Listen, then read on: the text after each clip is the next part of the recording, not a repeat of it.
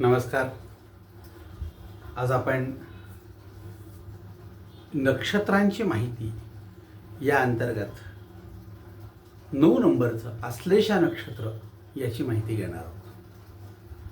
पंचांगामध्ये जी 5 अंग आहेत, तिथी, वार, नक्षत्र, योग आणि करण, यामध्ये एकूण नक्षत्र जे आहेत 27 नक्षत्र आहेत आणि त्या 27 नक्षत्रापैकी हे कर्क राशीत येणारं आश्लेषा नक्षत्र हे 9 नंबरचं नक्षत्र आहे. आश्लेषा नक्षत्रात म्हणजे कर्क राशीमध्ये जी 3 नक्षत्र येतात, पुनर्वसू, पुष्य आणि आश्लेषा, त्यातलं हे आश्लेषा नक्षत्र. तर या नक्षत्राबद्दल फार गैरसमज आहेत, म्हणून याचा विशेष उल्लेख करणं गरजेचं आहे. ह्या नक्षत्राच्या मुली ज्या आहेत त्यांच्या लग्नाचे प्रॉब्लेम एवढे बाजारात आहेत मुलांच्या. याला कारण ज्योतिषी असतील किंवा पुस्तकं असतील किंवा पुस्तकात दिलेली माहिती असेल किंवा आपण त्याची माहिती शोधण्यासाठी जर नेटवर गेलो आणि तिथं जर ते वाचलं तर आपल्या मनावरती परिणाम होतात आणि आपल्या डोक्यावर परिणाम व्हायची सुरुवातच तिथूनच होते आणि त्यामुळे ह्याच्या अडचणी आहेत. म्हणजे हे मुख्यतः पहिल्यांदा का सांगतो तर पंचांगामध्ये जी काय माहिती असते त्या एखाद्या नक्षत्र अनिष्ट आहे, तर त्या अनिष्ट म्हणजे काय दिलेलं असतं, तर त्यात ह्या नक्षत्राबद्दल एक फार मोठा गैरसमज आहे. पण आपण पूर्ण न वाचल्यामुळे आपले प्रॉब्लेम आहेत. आश्लेषा नक्षत्राची मुलगी सासूला मारते. आता मारते हा शब्द जो आहे तो काय आहे, तर जीवे मारते हा शब्द नाही आहे, पण आश्लेषा नक्षत्राच्या मुलीचा आणि तिच्या सासूचा फारसा वैचारिक पटत नाही असा याचा अर्थ होतो. पण मला सांगा, मुलगी कर्क रास आश्लेषा नक्षत्राची असेल आणि सासू कोणती आहे हे न बघताच आपण तिच्याबद्दल एखादं वाक्य उच्चारणं यांचं पटणारच नाही. बरे, तिच्याबद्दलचं वाक्य उच्चारताना 27 नक्षत्र आहेत, 12 राशी आहेत, तिचं नक्षत्र कुठलं, ती कशी आहे, तिला सांभाळून घेणार आहे का, गरजू आहे का, हे काही नाही, सासूचं पटणारच नाही असं थोडंसं हे म्हणणं शास्त्राचं सुद्धा चुकीचं आहे. आपण म्हणतो की नाही, नेहमी असं एक मराठीत म्हणा, घरावळाची माणसं धूर्त असतात. अरे कशी धूर्त असतील, मतिमंद आहे मुलगा पण घरावळाचा, तो धूर्त असेल काय, काहीतरी बोलू नये. म्हणजे आपण काय बोलतो याला काय त्याला अर्थ आहे का नाही याचा विचार करणं गरजेचं आहे. म्हणून आश्लेषा नक्षत्राच्या मुलीला मागणी कमी आहे. म्हणजेच काय, बऱ्याच वेळा बहुधा असं मला अनुभव आलेला आहे की जर एखाद्या ज्योतिषाकडे आश्लेषा नक्षत्राच्या मुलीचे वडील एखाद्या आलेल्या मुलाची पत्रिका घेऊन गेले आणि पाहिलं आणि त्यांनी सांगितलं, हो छान जमतंय, सगळं चांगलं आहे, पण हा पण म्हणजे काय, पण त्या मुलाची आई आहे का, का हो, नाही ही मुलगी तिला खाईल बरं का, म्हणजे तिचं काही खरं नाही वर्षभरात, असं जर वाक्य उच्चारलं तर कोणत्या मुलाचे वडील की आपल्या मुलाचं लग्न होऊन सून घरात होऊ दे पण बायको आपली मरून जाऊ दे किंवा घरातून जाऊ दे किंवा तिचं वाटोळं होऊ नये असा विचार करू शकेल, नाही. मग असं वाक्य उच्चारल्यामुळे ते आश्लेषा नक्षत्राची मुलगी नको असं म्हणतात. आणि मग या मुलीचं बाकी शिक्षण कसं आहे, नोकरी काय करते, काय दिसायला कशी आहे, घर कसं आहे, फॅमिली बॅकग्राऊंड कसं आहे, हे काही न बघता नको असं म्हटलं जातं. म्हणजे हा एक प्रकारचा माणसावर केलेला अन्याय आहे असं मला वाटतं. त्याच पंचांगामध्ये खाली पण वाक्य वापरलंय की यांची जर विधिवत शांती केली असेल तर हा दोष जातो. हे कोण वाचायचं, त्यांना सांगायला हवं की केली असेल तर दोष गेला, नसेल केली तर मुलगी करून घ्या आणि मग ती शांती करा. आलं लक्षामध्ये तर सासूला काय धोका नाही, उलट सासू पण तिला धोका असू शकतो काय वेळेला, तर आपण हा विचार करत नाही. त्यामुळे ह्या मुलींना नाकारताना आपण चुकीचं करत नाही ना असा 10 वेळा विचार करा. चुकीचा हा डोक्यातनं विचार काढा की आश्लेषा नक्षत्राची मुलगी आणि सासू यांचा काय षडाष्टक दोष किंवा साप मुंगूस आहेत अशातला भाग नसतो. चल, आपण नक्षत्रांचे अभ्यास करत बसतो. आता हे कर्क राशीतलं आश्लेषा नक्षत्र आहे, हे वर्षातून एकदाच फक्त रवी या नक्षत्रामध्ये येतो. म्हणजे सूर्य नक्षत्र जे आहे त्यामध्ये हा फक्त वर्षातून एकदा, म्हणजे ऑगस्ट महिन्याच्या सुरुवातीला 1, 2, 3 ऑगस्टला येतो आणि 15 ऑगस्टपर्यंत राहतो. 15 ऑगस्टच्या आसपास 1-2 दिवस पुढं मागं ह्या आश्लेषा नक्षत्रातून सूर्य पुढच्या नक्षत्रात जातो. म्हणजे हे नक्षत्र पावसाचं नक्षत्र आहे. चांगलं उत्तम पाऊस पडणारं नक्षत्र, पावसाच्या नक्षत्रामध्ये विचार केला जातो. आता ह्याच्यामध्ये काय आहे, हे मार्जार योनीचं नक्षत्र म्हणजे मांजर किंवा मांजरीनं किंवा काही वेळेला बोका असा शब्द सुद्धा त्याला वापरला जाईल. ह्याच्यावरून ह्या नक्षत्राचा अभ्यास केला जातो आणि मग लोक ह्याच्याबद्दलचे समज करून घेतात. बऱ्याच वेळेला ते गुण त्यात दिसतातही, परंतु सगळ्यांच्यातच असतील अशातला भाग नाही. मग हा विचार करण्यामध्ये काही कथा असतात. तशी ह्याची सुद्धा एक कथा आहे. काय कथा आहे? देव आणि असुर यांच्यात नेहमी युद्ध होतात. अनादी कालापासून देव आणि असुर यांच्यात युद्ध झालेली आहेत. आजही आपण समाजामध्ये देवगणाची म्हणजे चांगली माणसं, देव माणसं आणि असुर यांच्यामध्ये युद्धच बघत आलेलो आहे. आजही तेच चालू आहे समाजामध्ये. चांगल्यांची गळचेपी होते आणि असुर जे आहेत ना ते माजलेले आहेत. त्यांच्याच बाजूनं सगळं प्रशासन, त्यांच्याच बाजूनं सगळी व्यक्ती, समाज त्यांच्या बाजूनं आहे. हाच प्रकार दिसेल तुम्हाला. बघा तुम्ही आजही एखाद्या लहान 15 वर्षाच्या मुलीवर बलात्कार झाला, विचार करा, तपासा तुम्ही, तर तमाम वकील संघटनांची मला सांगा कोणाची बाजू घेण्यासाठी प्रयत्न करतील? मुलाच्या बाजूनं, त्याची बाजू घेऊन त्याला सोडवण्यासाठी 95% वकील प्रयत्न करतील. 5% वकील सुद्धा त्या मुलीच्या बाजूनं वकील घेऊन तिला न्याय देतो म्हणण्याची शक्यता दिसत नाही. म्हणजेच कौरवांची संख्या 99 आणि पांडवांची संख्या 5 ही कालही होती, आजही आहे, उद्याही अशीच असेल, यात फरक पडणार नाही आहे. म्हणून समाज सुधारला, शिकला, शहाणा झाला, चंद्रावर गेला, विचार केला, हे डोक्यातनं खूळ काढा. अजूनही समाज त्याच अवस्थेमध्ये आहे जो अनादी कालापासून होता आणि आजही आपण त्याच बाजूने आहोत. चुकीच्याच बाजूने भांडणाऱ्यांची संख्या आज समाजामध्ये जास्त आहे. त्यामुळे देव आणि असुर हे कालही होते, आजही आहेत, माणसातच आहेत. ते माणसाच्या रूपानंच देवही फिरतो, माणसाच्या रूपानंच असुरही फिरतात. हे आजही आहेत आणि आपल्याला रोज पावलोपावली दिसतात. त्यामुळे देव आणि असुर यांच्यात नेहमी युद्ध होतात. नेहमी असुरच जिंकतात. ह्याचं कारण आहे, आज सुद्धा असुरच जिंकत आहेत. आजही बघा, सगळ्या 2 नंबरवाल्यांचा विचार केला आपण तर त्या प्रशासनावर त्यांचीच पकड आहे, कारण त्यांच्याच पैशावर जगतंय प्रशासन. पगार कमी आणि लाच जास्त आहे, पगार कमी आणि हप्ते जास्त आहेत. त्यामुळे आजही हेच आहे, देव आणि असुर यांच्यामध्ये नेहमी असुरच जिंकतात. आजही तेच खरे आहे. देवाने आपला विजय मिळावा म्हणून प्रार्थना करायची वेळ आली होती. आज चांगल्या माणसांना आपल्याला प्रार्थना, न्याय मिळावा म्हणून प्रार्थना करायची वेळ आलेली आहे. तेच झालेलं आहे. देवाने आपला विजय मिळावा म्हणून 2 फणे आणि 2 जिभा असणारी सर्पदेवता हिची प्रार्थना केली, हिची उपासना केली. म्हणजेच काय, 2 फणे आहेत आणि 2 ज्या प्रत्येक फण्याला 2 जिभा, त्यामुळे सर्पाला 2 जिभा आहेत बघा आपल्याकडे. याची उपासना केली. ह्या नक्षत्राची ती सर्पदेवता असल्याने त्यांना विजय मिळाला. आणि मग म्हणजे तुम्ही जोपर्यंत फणा काढत नाही तोपर्यंत तुमचं कुणीच ऐकत नाही, असा त्याचा अर्थ आहे का? असू शकेल. मग असुरांवर विजय मिळवण्यासाठी या देवतेचे पूजन आणि उपासना केली जाते. त्यामुळे आजही आपल्यात ते गुण यावेत आणि असुरांवर आपण विजय मिळावा म्हणून आपणही आज नागपंचमीसारखे सण, नागाची पूजा आजही करतो. बऱ्याच वेळा आपण म्हणतो बघा घरामध्ये की आज हा माणूस नागाच्या रूपाने फिरतोय आणि ही वस्तू खरी आहे, खरी आहे. म्हणून आपण या कथेचा विचार करत असता आजही समाजामध्ये ही गोष्ट आहे तशी आहे. त्यामुळे आश्लेषा नक्षत्राचा विचार कोणत्या अंगाने करायचा हा त्या वेळच्या त्या पत्रिकेचा प्रश्न असेल. मग आता आपण पंचांगात दिलेल्या माहितीचा अभ्यास करूया. ही काय आहे? पंचांगात सांगितलेलं आहे की आश्लेषा नक्षत्र अंत्य नाडीचं आहे.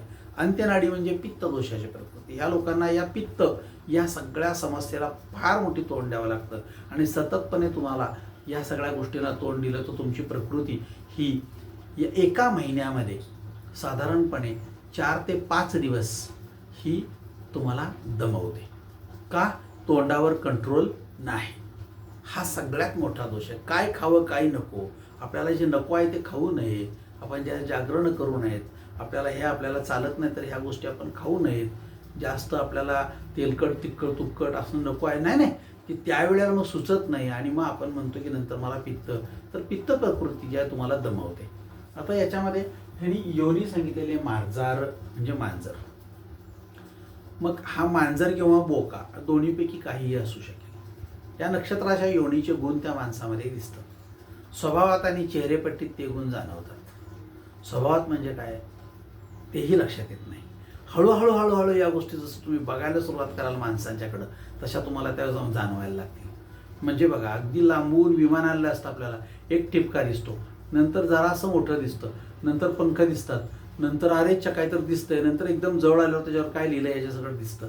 सेम माणसंच तसं आहे. आपल्याला हळूहळू बघायची सवय झाली की मग ठिपका, मग माणसाचे गुण, ह्या गोष्टी आपल्याला हळूहळू कळायला लागतील.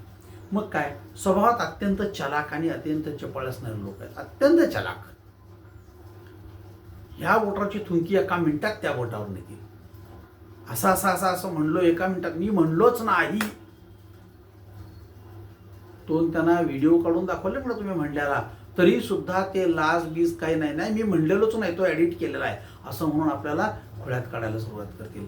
असा वर्ग आपल्याकडे पुढाऱ्यांच्यामध्ये मोठा आहे. हा सगळा आश्लेषा नक्षत्राचा आहे. म्हणजेच काय, हे अत्यंत चालाक आणि चपळ आहेत. पण काय हरकत, पण काय करत आहोत हे कोणालाही कळणार नाही. याची दक्षता जसं मांजर घेतं तसे हे काय करत आहेत हे कोणालाही शेवटपर्यंत कळत नाही.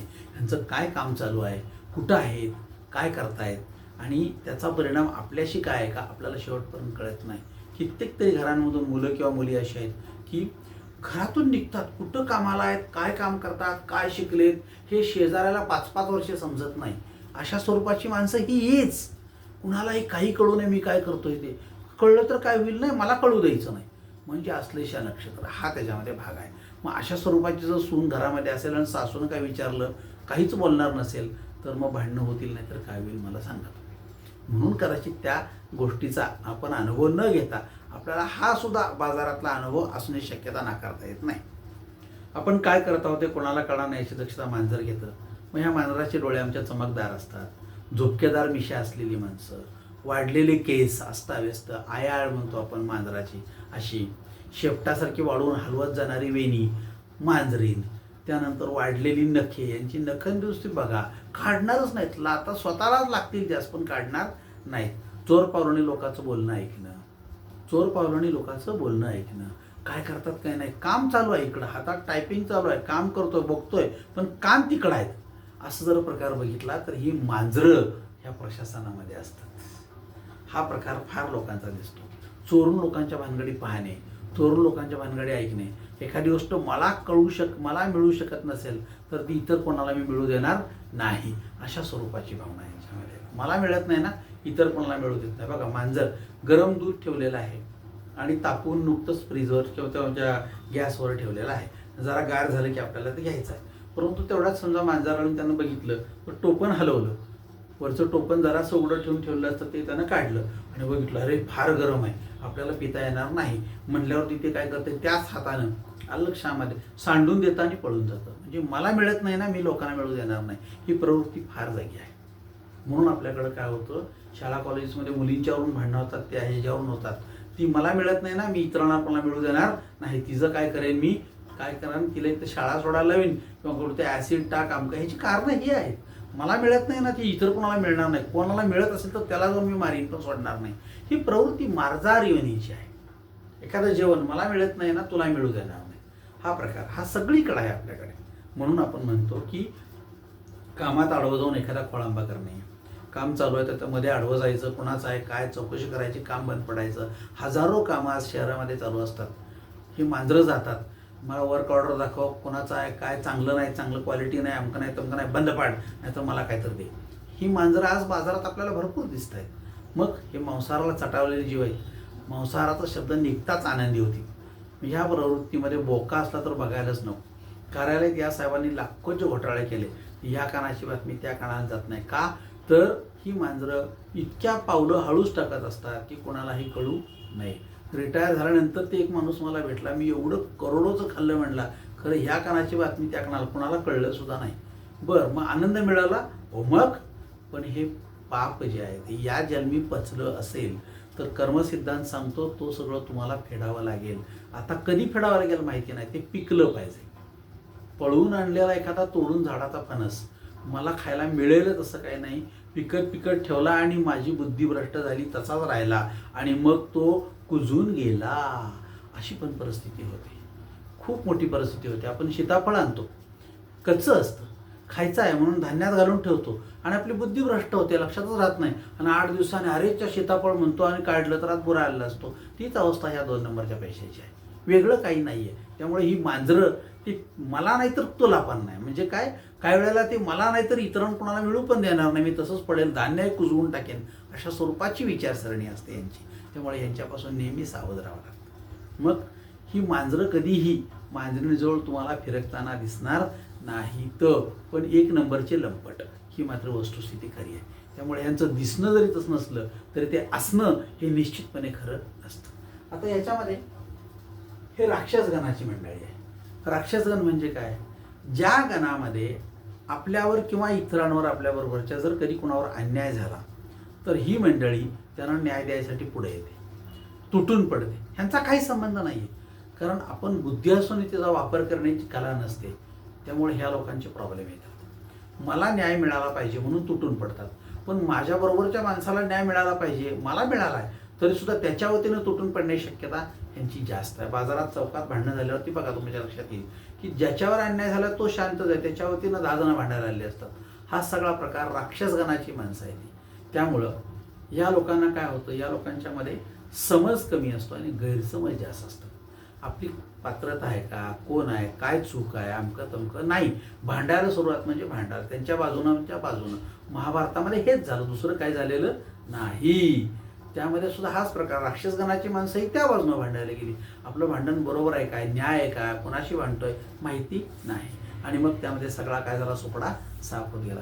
मग आयुष्य विरोधासाठी, विरोध करण्यासाठी जातं, आणि मग इतरांना त्रास देण्यासाठी विरोधी भूमिका घेणारा हा वर्ग फार मोठा आहे. आणि आयुष्याच्या शेवटी त्या सगळ्याचं शल्य तुम्हाला पोचायला लागतं, आणि मग तुम्हाला न्याय नावाचा प्रकार राहत नाही. माणूस आहे पण त्याचा न्याय नाही. का तर आतमधून आपलं जे आहे मेंदू, त्याच्यावर सारखे आघात होत असतात की आपण ते करायला नको पाहिजे तो पण केलं, करायला नको पाहिजे तो पण केलं, पण आता पर्याय काही नाही.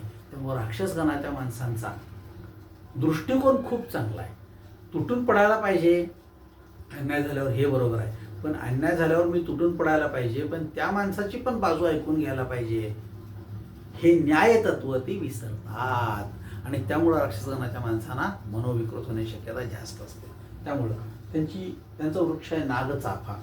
चाफ्याचंच फुल आहे, परंतु त्याला वरच्या बाजूला नागासारखा फणा आल्यासारखं अतिशय सुंदर, अतिशय देखणं फुल असतं, आणि हे फार कमी झाड आहेत परंतु आपल्याकडे बघायला मिळतात. अशा एका झाडाचा त्यांनी वृक्ष दिलेला आहे, आणि आपण त्याची पूजा करावी किंवा त्याची आराधना करावी म्हणून सांगितलेलं आहे. त्यांनी दान काय द्यायचं तर तीळ.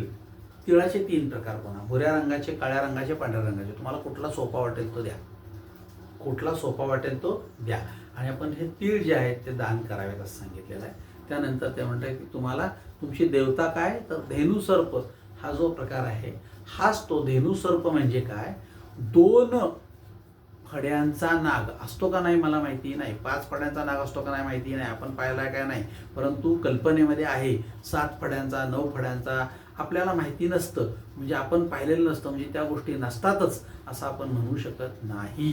याचं कारण असं, आपल्याला जे दिसत नाही आहे ते नाही आहे असं म्हणता येणार नाही. असू शकेल आपण जोपर्यंत हे सिद्ध करू शकत नाही. त्यामुळं धेनुसर्प म्हणजे 2 फड्या आणि 2 जिभे असा असलेला नाग हा आपण याची देवता आहे, आपण तिची आराधना करू शकतो. मग त्या नागाला फडा आहे का नाही सुद्धा आम्ही बघणार नाही. सर्पाची पूजा हाच यातला सगळ्यात मोठा भाग आहे.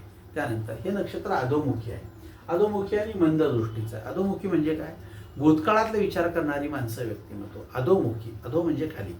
भूतकाळाबद्दल सारखं जरा काय झालं की नाही की बघा तुम्हाला सांगतो, बघा ते मागं असं झालं होतं, झालं याने आपलं सहान उगाळायला घेतलं चंदन, आता हे उगाळत दिवसभर बसते.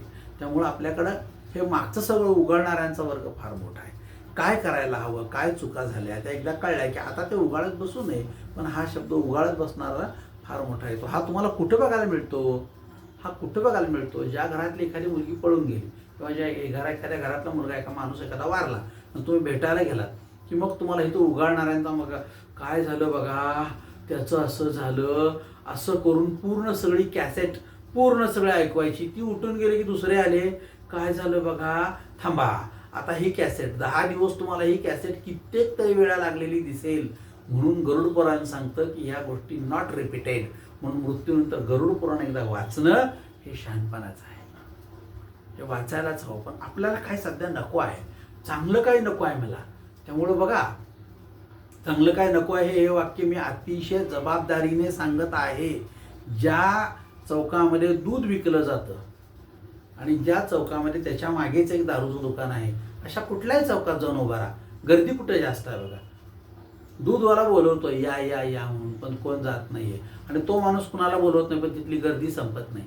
हा सगळा विचार केला बघा तुम्ही. कुठंही कुठल्याही क्षणी कुठल्याही तुम्ही सांगाल त्यावेळेला हे तपासू शकता आपण. समाजाला चांगलं काही नको आहे. याचं कारण असं की हा काय आहे, सगळा समाज हा अधोमुखी आहे. अधोमुखी म्हणजे काय, मागचं सगळं उगाळत बसायचं, तेच करायचं आणि मनोविकृत होत राहायचं आणि त्यांच्या चविष्ट चर्चा करत राहायच्या. हा सगळा प्रकार त्याच्यामध्ये आहे. त्यामुळे ह्या मंडळींचं अधोमुखीपण हे सगळ्यांना त्रासदायक ठरतं. घरात सुद्धा जरा काय झालं की नाही की ते आपल्या लहानपणापासूनचे सगळे आपले पाडे उगाळले जातात. म्हणून त्या व्यक्तीवर सततपणे ते विचार संस्कार चांगले सांगायचे असतील तर सांगावेत, नाही तर सांगू नयेत. दृष्टी मंद असते. दृष्टी मंद असते म्हणजे काय, तर मंद दृष्टीमध्ये आपले डोळे चांगले असतात, पण व्यवहारातलं आपल्याला शहाणपण कळत नाही. व्यवहारातलं शहाणपण म्हणजे काय, जगत असताना हे लोक आपल्या तंद्रीत जगत असतात.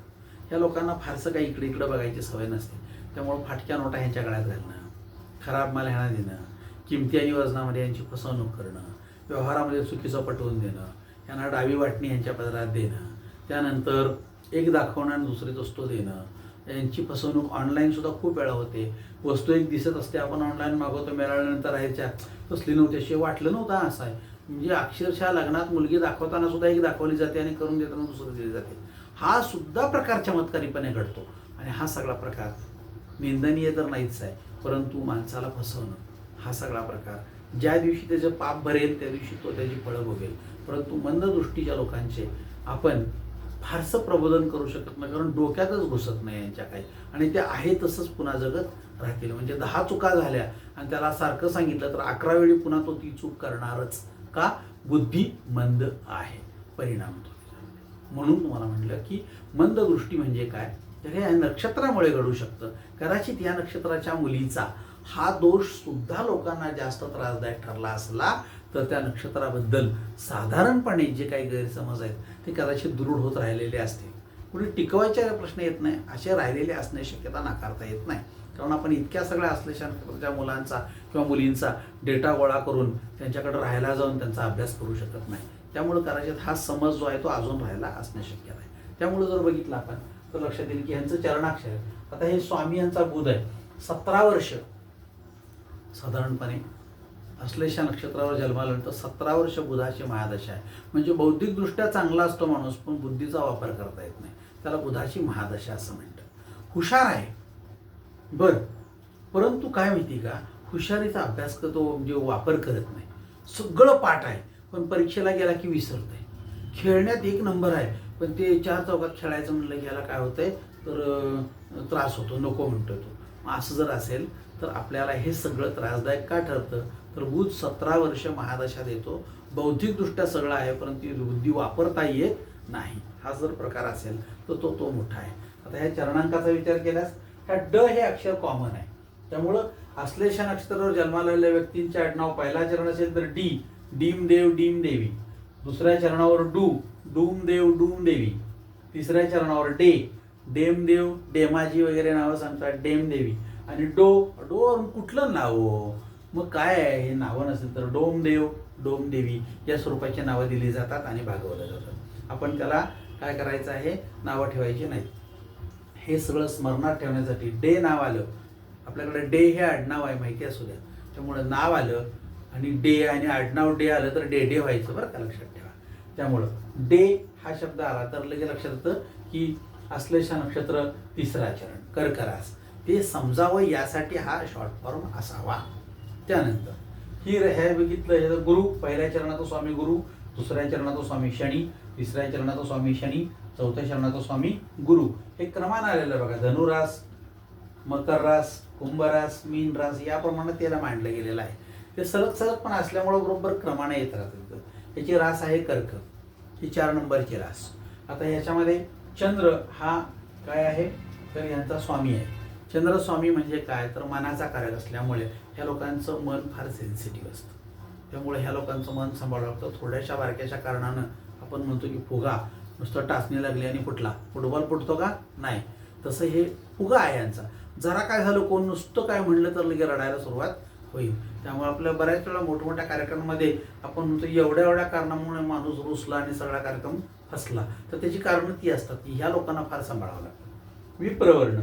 विप्रवर्ण म्हणजे काय, तर विचार करण्याची क्षमता असणारा, परंतु पहिल्यांदा मोठा म्हणजे काय, तर सकारात्मक विचार करणारा आणि मग सगळंच झालं तर शेवटी नकारात्मक विचार करणारा. हा प्रकार बघितला तर आपल्याला इथं दिसतं.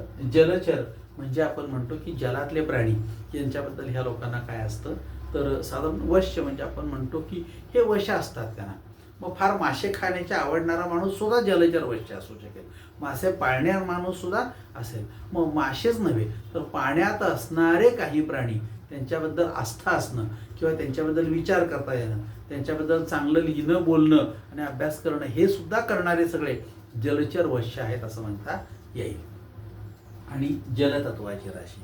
जलतत्वाची राशी म्हणजे काय, तर पाण्याचा एक गुणधर्म आहे. लोक पाणी कशातही टाका, ते त्यामध्ये स्वतःला मिक्स करून घेतं. 4 बाटल्या आहेत, 4 म्हणजे 4 ग्लास आहेत. एका ग्लासमध्ये दूध आहे, दुसऱ्यामध्ये ताक आहे, तिसऱ्यामध्ये सरबत आहे आणि चौथ्यामध्ये कोकम आहे. मला सांगा, मी जर सगळ्यात पाणी टाकलं तर दुधात टाकलेलं पाणी दुधासारखं होईल, ताकात टाकलं ताकासारखं होईल, कोकममध्ये टाकलं कोकमसारखं होईल, सरबतात टाकलं सरबतसारखं होईल. थोडक्यात मतित अर्थ असा की जलतत्वाची माणसं ज्या क्षेत्रामध्ये जातील, जे त्यांच्या हातात काम देऊ, ते काम अतिशय चांगलं, त्यामध्ये समरस होऊन हे माझंच काम आहे आणि मला छान केलं पाहिजे अशा स्वरूपाच्या विचारानं करतात, अशी माणसं जलतत्वाची असतात. हे नको ते नको मला आवडत नाही. जिथं जातील, ज्यात बसतील, तिथं आहे तसं स्वतःला वळवून सांभाळून घेतील. असं जर बघितलं तर शिरापुरीचं जेवणसुद्धा यांना गोड लागेल आणि फोडणीचा भातसुद्धा सुंदर होता अशी म्हणणारी माणसं, हा जो प्रकार आहे तो जलतत्वाची. तुमच्या आयुष्यामध्ये अशी माणसं मिळाली, तुमचं आयुष्य सुंदर होईल. पण अशी माणसं जर नाही मिळाली तर प्रत्येक गोष्टीला नावं ठेवणाऱ्या माणसं जर आमच्याकडे आली तर आमचं काय होतं, सगळा हिरमोड होतो. त्यामुळं जलतत्वाची माणसं ही इतरांना जास्तीत जास्त आनंद देणारी असतात. विचार करा, तुमच्याकडे जर एखादा माणूस असेल तर तो तुम्हाला देईल. तर तुम्ही जर असाल आणि तुमचं जर हे तत्व असेल तर तुम्ही ह्या नक्षत्रावर जन्माला येऊन जर तुम्हाला काही अडचणी असतील तर त्या दूर करायच्या आणि आपला आनंद जास्त त्यात मिळवायचा, हा प्रयत्न तुम्ही स्वतःहून करायला पाहिजे. आपला आनंद आपणच उभा केला पाहिजे. आणि ह्या नक्षत्राची एक शांती करतात. त्यात सगळ्यात मोठं काय, तर हे जी नक्षत्र देवता सर्प आहे, ह्याचं कारण पण असं आहे की या लोकांच्याबद्दल एक असा समज आहे की सर्प नुसता असा चावतो आणि निघून जातो. त्यामुळे आपण म्हणतो की काही लोकांच्या बोलण्यामध्ये विष असतं. आणि लक्षात घ्या, जगातला सर्वात विषारी प्राणी म्हणजे माणूस. ह्याच्या बोलण्यात विष आहे. कोणाच तरी कानात काहीतरी सांगतो आणि तो माणूस पाक बाद होतो बघा. म्हणून आपल्या बोलण्यात विष असलं, आपलं बोलणं विषारी असलं तर आपण स्वतःला बदलून घ्यायला हवं. निदान बोलायचं नाही, विष बंद करू शकत नाही, निदान बोलायचं नाही. तोंड बंद करायची किंमत आपल्याकडे दिली जाते. तोंड बंद करायची किंमत आपल्याकडे दिली जाते. मग तशी किंमत नाही मिळाली तरी सुद्धा तोंड बंद करून आपण चांगलं जगण्याचा प्रयत्न आपण स्वतः जर केला तर असलेल्या नक्षत्रामुळे होणारे अनर्थ टळतील. प्रयत्न करा, स्वतःचं तोंड आपण कमीत कमी वापरायचं. हा जर विचार केला तर तुमचं हे आयुष्य तुम्हाला या नक्षत्रावर सुद्धा सुंदर मिळेल. तुमचं जन्म नक्षत्रच हे असेल असं नव्हे, तर लग्नाचं नक्षत्र सुद्धा असेल तर तुमच्यामध्ये हे गुण असतील. काही वेळेला हे गुण हे शरीरात म्हणजे तोंडात असतात किंवा डोक्यात, काही वेळेला अंगात असतात.